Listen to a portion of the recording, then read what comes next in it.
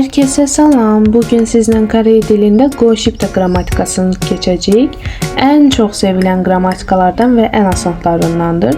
Demek bir şeyi istəyərkən, arzulayarkən və yaxud da hər hansı bir şey haqqında ümid etdiyimizi bildirmək istəyəndə bu qrammatikadan istifadə edə bilərik. İstifadə qaydası qeyd elədiyim kimi çox asandır. Sadəcə bəzi istisnalarımız var. Feillərlə və sifətlərlə işlənir. Amma feilin və sifətin sonu sait və samitlə birləşməsindən asılı olmayaraq olduğu kimi qrammatikanı sözün sonunu artırırıq. Bu qrammatikanı biz hər üç şəxsə aid eləyə bilərik. Birinci şəxsdə, ikinci şəxsdə eyni formada istifadə olunur Go-Shibda, amma üçüncü şəxsdə isə dəyişir. Go-Shiboheo və yaxud da Go-Shibohada olaraq istifadə olunur. Sifətlərdən sonra isə ən böyük istisnalarımızdan biridir. Sifətdən sonra istifadə olunduğunda isə təbii ki, birinci və ikinci şəxsə görə, üçüncü şəxsə görə öz sonluğunu qəbul edir. Amma sifətin sonunda AOC Go-Shibda şəkilçisini qəbul edir. Gelin birlikte bütün istifadə qaydalarına uyğun cümlə quruluşlarına baxaq. İlk olaraq birinci və ikinci şəxsə baxdıqda 한국말을 못해요. 한국말을 잘 하고 싶어요. Koreyca yaxşı danışa bilmirəm. Korey dilində yaxşı danışmaq istəyirəm demək istədikdə bu formada deyə bilərik. Və yaxud da Sara 씨는 무엇을 하고 싶어요? Sara xanım nə etmək istəyirsiniz?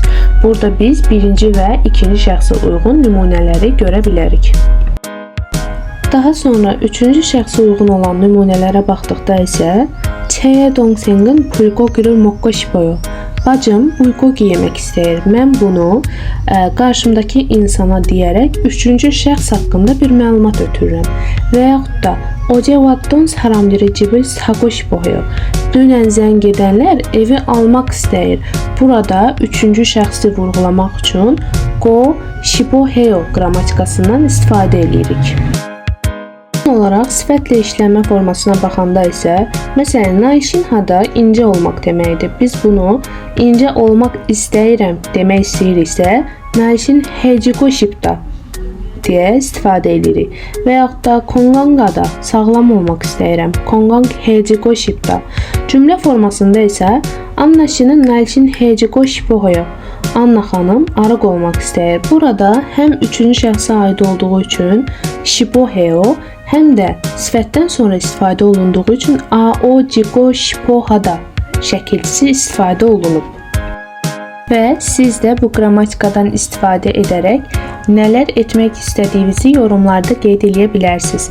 Dinlədiyiniz üçün təşəkkürlər. Kanala abunə olmağı, yorum yazmağı və videonu bəyənməyi unutmuruq. Hələlik!